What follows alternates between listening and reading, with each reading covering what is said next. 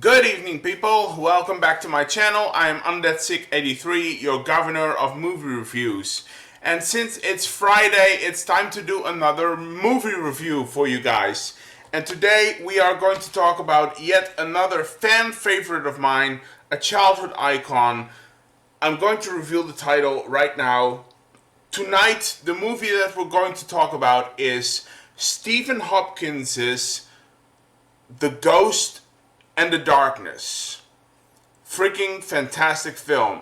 But more on that later. So, Stephen Hopkins's The Ghost and the Darkness. That's the movie that we are going to talk about, discuss, dissect, and review this evening. So, sit back and enjoy.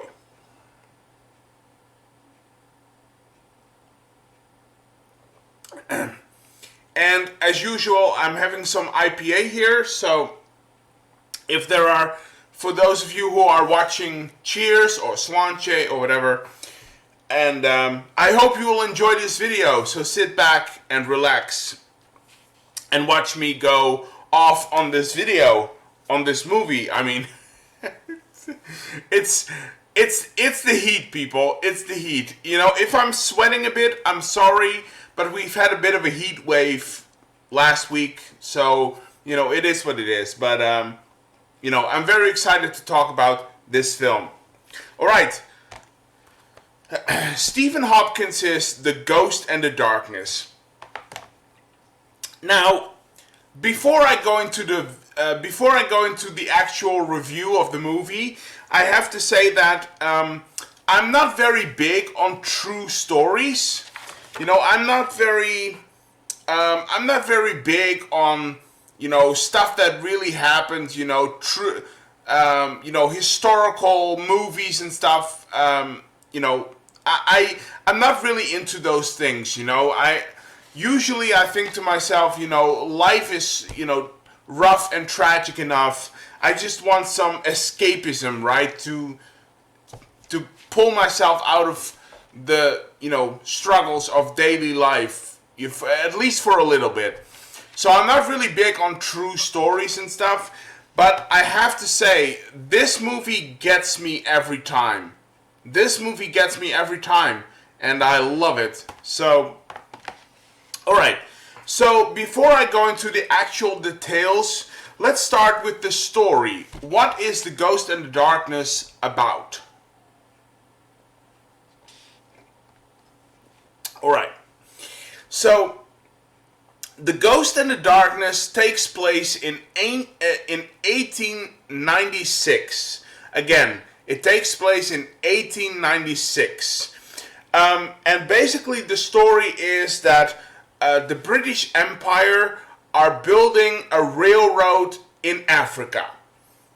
And basically the one of the big, you know, leading philanthropists, one of the big, you know, directors of this company that is responsible for building the railroad, one of the big top guys, is actually, he is hiring a John Patterson, a former Colonel John Patterson.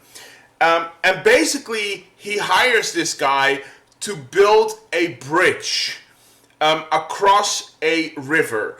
It's one of the, he has to build a bridge that connects like two parts of the railroad together. It's one of the most, you know, important pieces of this whole structure. It's one of the more intricate pieces of this railroad. He has to build a bridge across a river. It's called the River Tsavo. He has to build a bridge across the River Tsavo and connect both railways together. And basically, he gives Patterson 5 months to make this happen, to do this, to build the bridge. So John Patterson, he travels to Africa, leaving behind his pregnant wife. He's expecting a child, so he gets pulled away from home, you know, in a bit. So he travels to Africa, And basically construction is starting. He starts construction on this bridge. And that's when it happens. There is one of the workers is attacked by a lion. One of the workers strayed away from the camp and he got attacked by a lion. Now, John Patterson is a hunter as well, so he promises the workers basically, you know what, don't worry, I will take care of this. I fix this during the night, and then we can resume our duties, right after that. No worries, I got this. So basically he goes on a hunt, and he manages to kill the lion. And everyone, all the workers, they celebrate, and they haul Patterson as a sort of hero. And then it happens. There is a second death, and a third death. And all of those are also lion attacks. And then, at some point, the lion attacks in broad daylight and attacks the construction site. And Patterson's assistant is killed in the attack. And Patterson discovers that there's not only one lion, there are two lions. And they work together. They hunt together. And that's basically where the story kicks off. And John Patterson has to go on this big game hunt to stop and kill these man-eating lions who have killed about 40 people at that point. So that's kind of how the story kicks off. And don't forget, before I go into why I love this movie, before I go into the details of why I love this movie so much, I just want you to remember that this is a true story. This is a true story. This actually happened. This whole event actually happened, which is pretty terrifying. That's pretty terrifying. Two man-eating lions, rampaging and causing a massacre at a construction site. It's very sorry there. Oh, why am I yawning? Don't know. So that's very creepy. That's very terrifying, right? But it actually happened. Everything, all of it happened. So, and I think they were called the Maneaters of Tsavo. And you can actually see the lions. They mounted the lions, and you can see them. You have to go to Chicago, Illinois, and I believe they are at the Field Museum in Chicago. That's where you can actually see the lions. And it's pretty interesting because, the actual lions from history, they didn't have manes. The lions didn't have manes, which made people think well, maybe they are just female lions. Usually the females go out hunting. So maybe they were female lions, or maybe they were lions with just male lions with no manes on them, sort of albino lions. Nobody really knows, but if you want to see the lions, you have to go to Chicago. They mounted them, and they are there for exhibition. So, there it is. So, The Ghost in the Darkness. Why do I love this movie so much? Because I love it. So, why is this movie so precious to me? Let's go into that. Alright. The first thing that really, really works for me for this film is the mystery surrounding the lions. It's just so... It's such a weird and strange situation that sort of rises out of nothing, out of an instant. It suddenly just boils to the surface. And it makes you wonder, like, why did the Lions do this? Why did they go on this route of, chaos and destruction and bloodbaths and stuff? Because it really was. So what triggered the Lions to do this? What caused the Lions to go berserk, basically? And, there are several theories about this. Are they just on a feeding frenzy? Like you have with great white sharks sometimes. The shark killing incident in 1916. That was a great white shark who was on a feeding frenzy. So maybe the Lions are just on a feeding frenzy, or do they actually want to take revenge for their child? Maybe the first lion that Patterson killed was their infant, was their kid, was their child, their baby. So maybe they are on a path of revenge for them causing the death of their child. That's a possibility. You can also look at this as an allegory for, nature revolting against Western civilization. Nature standing up against, the economics and the power surrounding Western civilization. You can also see it as an allegory for that, nature revolting. And then there is actually another thing where it's like, maybe it's, the local workers, they believe that this was actually an old African mythological folk tale, like an urban legend, an African urban legend, that they were like, devils incarnate and something like that, So there is that possibility as well. So, you simply don't know. And even to this day, we simply don't know what caused all of this. We don't know what triggered the Lions and what caused them to go on this rampage of blood and destruction. You simply don't know. And that's what makes it very, very intriguing. And the film allows you to make your own assumptions on the case, and it allows you to create your own answers for certain things, which I really, really like. I would like to make my brain work and like just think about, try to puzzle it together myself. Like, why are those lions? Why are they doing this?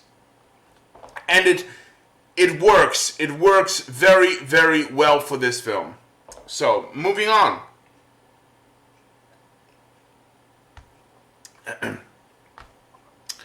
The second thing I want to talk about is the cinematography.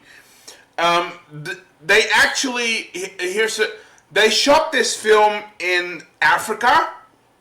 They actually shot this film in Africa itself. They were on site, not in Kenya because that was too expensive.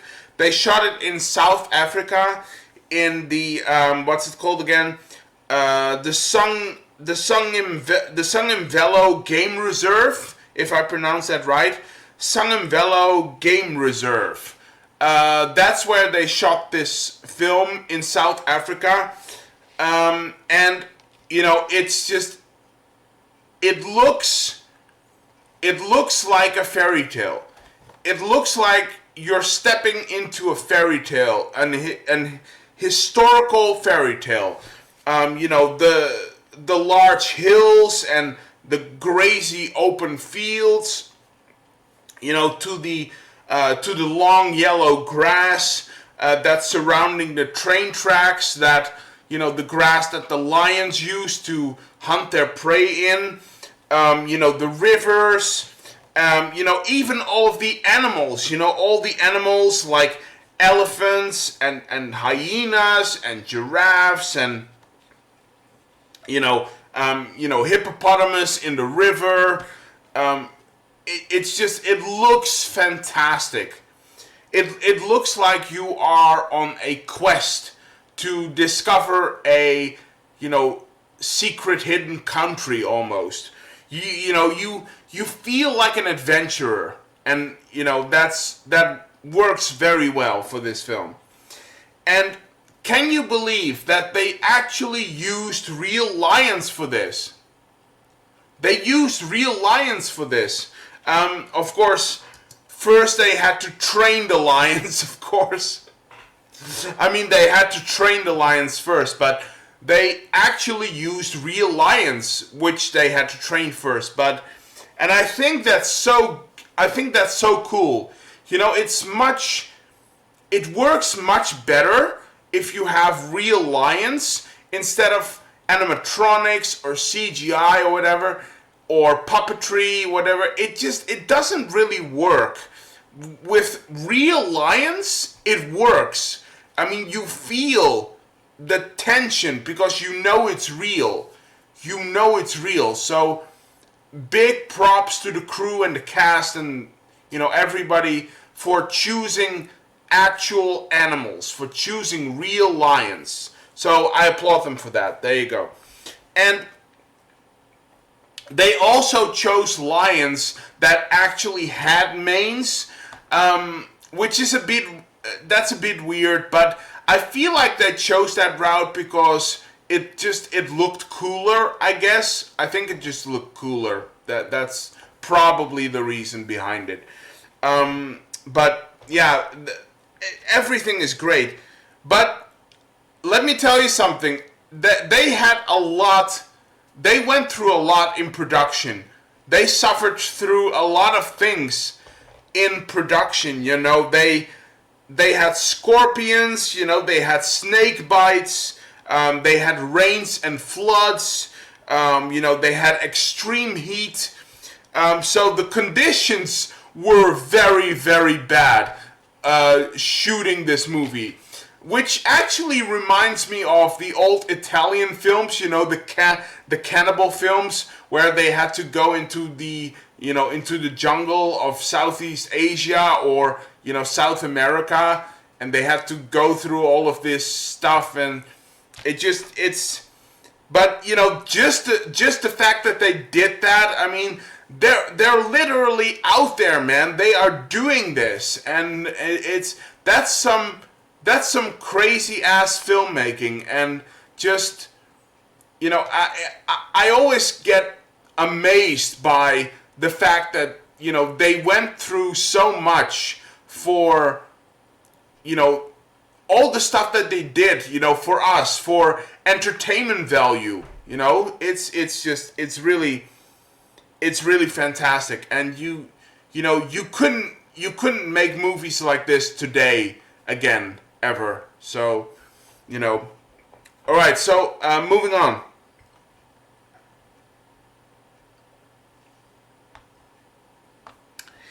We also have to talk about the soundtrack. My God, the soundtrack. This movie has one of my favorite soundtracks in it, in like all of movie history that I know. This movie has one of my favorite soundtracks in it. Jerry Goldsmith is a master.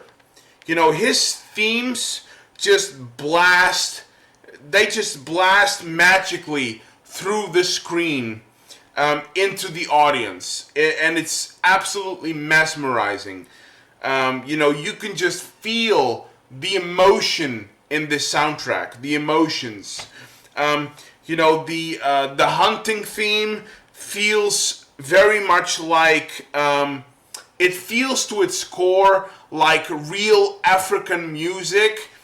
The big overall main theme in this movie is very bombastic and dramatic, and it feels surreal, but it's very, very beautiful. It's very, very beautiful. And then, of course, there is the music when the lions attack, and it gives you shivers whenever the lions attack and you hear that tune, you just get shivers. You get goosebumps. And it's almost like you are watching a horror movie from the 70s or 80s. And it works very, very well. Even though this is not a horror movie. A lot of people say this is a horror movie, but I disagree. I think this is more like an historical drama that has thriller elements in it. That's what I would say. A survival thriller. That's where I would put it. But, you know, it is what it is. But, again, soundtrack, absolutely marvelous. Jerry Goldsmith is a master at this. Alright, so next thing I want to talk about that I just love here is the set design. It is really something. All of it feels, you know, again, all of it feels like you're an adventurer and you're stepping into the past. All of it, everything feels like you are in 1896. And if you want to make a movie like this, you have to give me the feeling that I'm actually in that time period. And this movie does that without any flaws. You know, all the sets they build from the train and the tracks to the settlement with the hospital and the tents and stuff and the construction site. And then, of course, the building side of the bridge. And it's it's very funny, actually. Very funny fact that with each challenge that Patterson overcomes, right? With each challenge that Patterson overcomes, the bridge gets completed just a little bit more. With each challenge, the bridge gets more finished. I thought that was a very interesting thing to throw in there. So, you know, and what else can I say about this film? You know, usually I talk about the cast, but you know, what can I say about the cast? It's stellar, and they are all doing a fantastic job. I mean, Val Kilmer, who is a hero in my opinion. Michael Douglas, Bernard Hill, who we of course know from Lord of the Rings now, Bernard Hill, Tom Wilkinson is in this film, Emily Mortimer, John Kani, Brian McCardie, Puri. Just the cast is great. They do a fantastic job. I can't say anything bad about the cast. So yeah, there is a lot of positives to say about this film. But what about issues? Does this movie have any negatives? And yes, of course there are. I mean, no movie is perfect. Every movie has issues. So this movie is no different. And I nailed it down to one thing. I only have one issue with this film, okay? Which I'm going to go into now.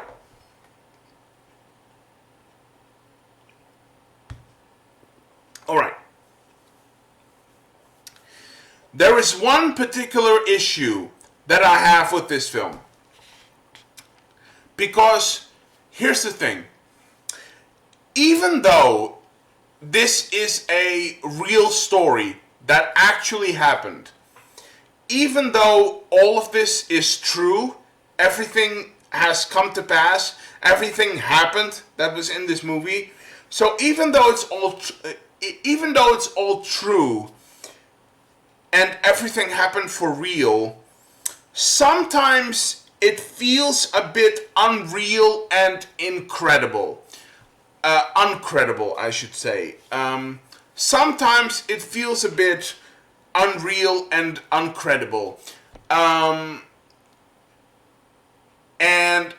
I don't know. And I don't know what it is. Maybe because this film feels a little bit more fantastical, with one scene in particular, which I'm not going to spoil. You have to see that.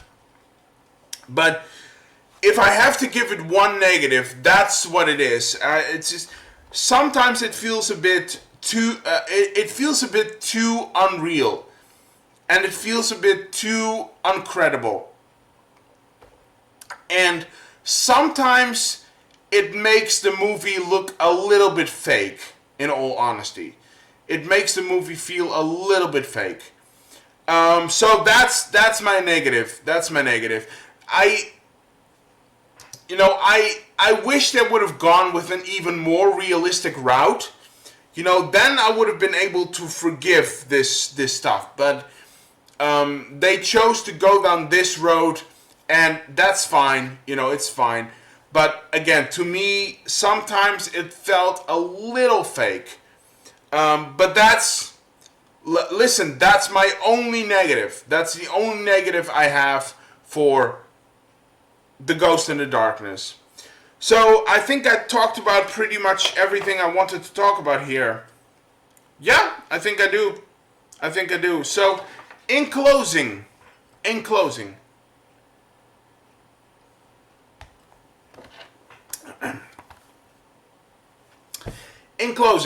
how do I feel about Stephen Hopkins' The Ghost in the Darkness? I forgot to say this. Stephen Hopkins is the director, actually, who later on went to make the first season of 24, believe it or not. He went to make the first season of 24. But before that, he directed this. So, how do I feel about Stephen Hopkins' The Ghost in the Darkness? I absolutely love this film. I think this is a fantastic film. Back then, it got a lot of negatives, actually. It got a lot of backlash for, it being fake and stuff, and unrealistic, and, just eye candy for lions attacking people, all of that. And I don't think that's really fair. I think there is a really interesting and great story in this, actually. I really do. And it has some really great dramatic moments as well that make you tear up, actually. So, I really, really love this film, The Ghost in the Darkness. It's a childhood icon of mine. I actually owned this on VHS back in the day. I know, right? Who remembers VHS? But I owned this on VHS, and I watched it so many times, and I really, really love this film. So, there you have it. That's my overall thoughts on The Ghost and the Darkness. My rating for this film, I'm going to give The Ghost and the Darkness, Stephen Hopkins, The Ghost and the Darkness, I'm going to give this film a 9.5 out of 10. I think it's a fantastic film. It's damn near perfect. And if you are a fan of creature features, if you are a fan of survival thrillers, if you are a fan of historical dramas, please, go and check out The Ghost and the Darkness, because this is a very remarkable film that deserves a lot more credit. So, if you haven't seen it yet, go out and watch The Ghost in the Darkness. Or if you are a collector like me, go out and buy this on physical media. This is actually the Scream Factory release right here. So if you are a collector and you want to see it, go out and buy this film, The Ghost in the Darkness. Effing brilliant, in my opinion. Love it. Absolutely love it. So 9.5 out of 10. That's my rating. But let me know in the comment section down below. What do you think? Have you seen The Ghost in the Darkness? Have you not seen it?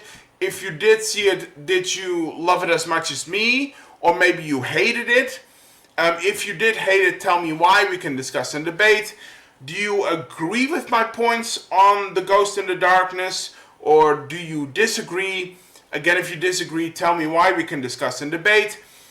Do you have any movies or TV shows you want to recommend to me for me to watch and review? Let me know in the comment section down below. I want to know your thoughts, opinions, theories, ideas as always. Anyway, thank you for watching. I'll be back with another video as soon as possible, of course. Stay safe and healthy as always. Have a good weekend, and I see you guys. Bye.